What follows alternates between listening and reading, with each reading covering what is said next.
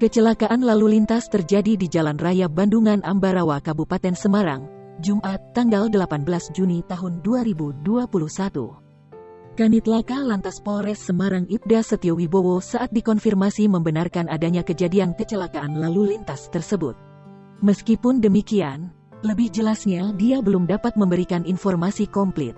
Benar, ada kecelakaan di Bandungan. Ini masih penanganan anggota.